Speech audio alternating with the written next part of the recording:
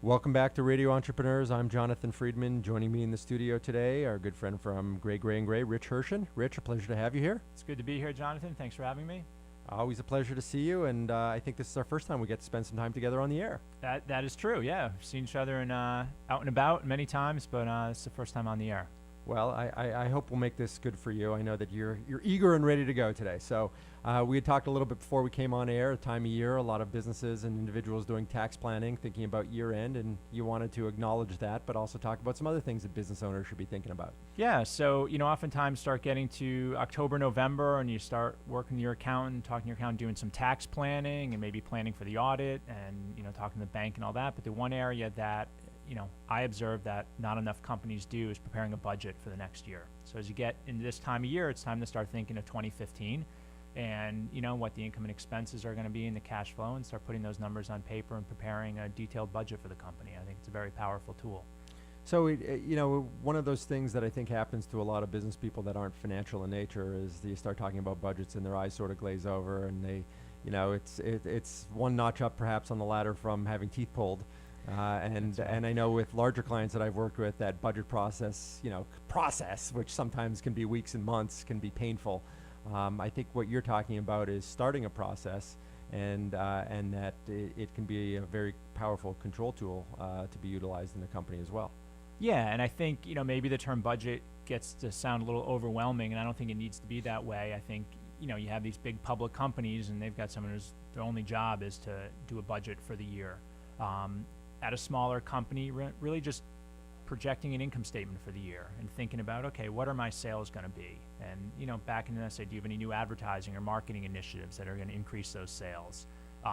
Depending on the line of business, if those sales, if they're a consulting business, do you have the people to support those? What are your raises going to be? If you give the raises, is there an increase in sales that's going to cover those costs? And really just putting all that down on paper to let the business owner at this time of year, and they also might be thinking about giving raises and things like that, what they can afford to do. During the year, so now the year into 2015, and comparing the actual results to the budget on a monthly basis, I think is a very powerful internal control procedure. And one area, so say you budgeted your payroll, and you're looking at the monthly income statement, and you see that your payroll costs are up, but you're thinking as a business owner, I don't think we hired anyone.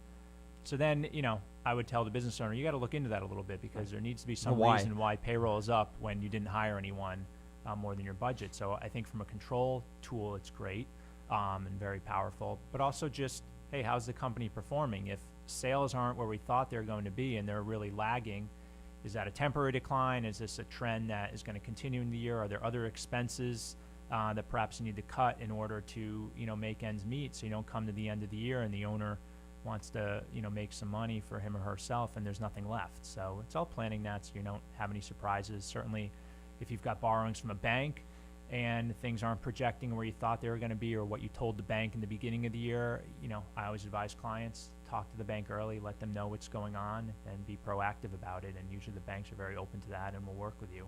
You raise a good point. I think a lot of business owners and people in general sort of fear their bank.